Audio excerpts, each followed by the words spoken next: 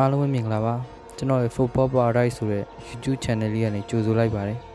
လူတွေသိကြတဲ့ Football Genius လီယိုနယ်မက်ဆီကကလေးဘဝစပြီးတော့ခက်ခဲတွေကြုံခဲ့ရတယ်ဆိုတာမသိထားအောင်မလားဒီနေ့မှာတော့မက်ဆီရဲ့စိတ်အားထက်သန်မှု struggle နဲ့အမခတ် Football Journey ကိုကျွန်တော်တင်ဆက်ပြသပေးသွားမှာဖြစ်ပါတယ်ခင်ဗျမက်ဆီကို1989ခုနှစ်အာဂျင်တီးနားနိုင်ငံရိုဇာရီယိုမြို့မှာမွေးဖွားခဲ့ပါတယ်မက်ဆီကကလေးဘဝစပြီးတော့ football talent ထူးထူးခြားခြားရှိခဲ့ပြီးမြဲ growth hormone deficiency လို့ခေါ်တဲ့ဟော်မုန်းချို့တဲ့ယောဂဖြစ်ပွားခဲ့ပါတယ်။အဲ့ဒီယောဂကြောင့်မလို့သူ့ရဲ့ခန္ဓာကိုယ်ကထွားကြိုက်တဲ့လောက်မထွားကြိုက်ခဲ့ပါဘူး။သူ့ရဲ့ဟော်မုန်းချို့တဲ့ယောဂကိုဘာစီလိုနာဆိုတဲ့စပိန်နာမည်ကြီးကလပ်ကကုသပေးမယ်လို့အာမခံခဲ့တဲ့အတွက်သူဟာ73နှစ်အရွယ်မှာစပိန်နိုင်ငံကိုပြောင်းပြီးတော့ဘာစီလိုနာအကယ်ဒမီကိုဝင်ရောက်ခဲ့ပါတယ်။အသက်ငယ်ချိန်မှာပဲသူ့ရဲ့အိမ်မက်က ball female football player ဖြစ်မယ်လို့သူရည်ရွယ်ထားခဲ့ပါတယ်။မက်ဆီရဲ့တဲလန့်နဲ့ဆုံးဖြတ်ချက်တွေကသူ့ကို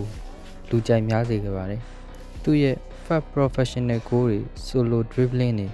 incredible assist တွေကပရိသတ်ကိုအံ့ဩစေခဲ့ပြီးတော့သူ့ရဲ့ဘောလုံးထိမ့်သိမ့်နဲ့ ball control တွေသူများနဲ့မတူတဲ့ vision တွေကဘောလုံးလောကကြီးတစ်ခုလုံးကိုချိန်ချောက်ခဲ့ပါတယ်။ဘာစီလိုနာဆိုတဲ့တဲမှာမက်ဆီနီမာဆွာရက်ဆိုတဲ့ MSN တိုက်စစ်အတွဲကဘောလုံးလောကကိုခြောက်လန့်ခဲ့ပါတယ်။အဲ့ဒီတိုက်စစ်အတွဲဖက်နဲ့အတူတူပဲလီယိုနယ်မက်ဆီကဘာစီလိုနာအသင်းနဲ့အတူလာလီဂါချန်ပီယံ10ကြိမ်ကိုပါဒယ်ရီဖလား9ကြိမ်နဲ့ UEFA ချန်ပီယံလိ4ကြိမ်ကလပ်ကမ္ဘာဖလား3ကြိမ်တို့ကိုစုခုခဲ့ပါတယ်။မက်ဆီရဲ့ dribbling skill ကပြိုင်ဘက်နောက်တန်းတွေကိုဒုက္ခကောင်းမွန်ပေးခဲ့ပြီးသူ့ရဲ့ dribbling skill ကပြိုင်ဘက်နောက်တန်း4-5ရောက်လောက်ကို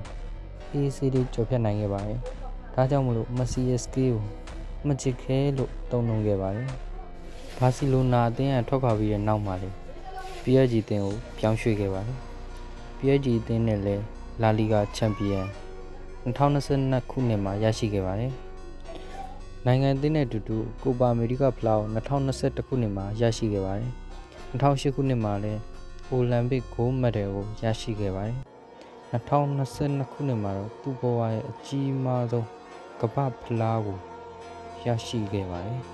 ။မှတ်တမ်းအနေနဲ့ကတော့ဘာစီလိုနာကလပ်မှာအများဆုံးဂိုးသွင်းပိုင်ရှင်ယခုတည်းကမ္ဘာပေါ်မှာမြည်သူမှစံချိန်မချိုးပြတ်နိုင်သေးတယ်။တရားဒီကို90တကူလာလီဂါမှာအများဆုံး hat-trick ပိုင်ရှင်ဖြစ်ခဲ့ပါတယ်။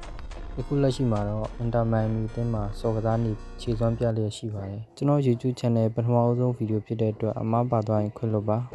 ကျွန်တော်ရဲ့ channel လေးကို like and subscribe လေးပြုလုပ်ပေးခဲ့ကြပါဦးခင်ဗျအားလုံးကျေးဇူးအများကြီးတင်ပါတယ်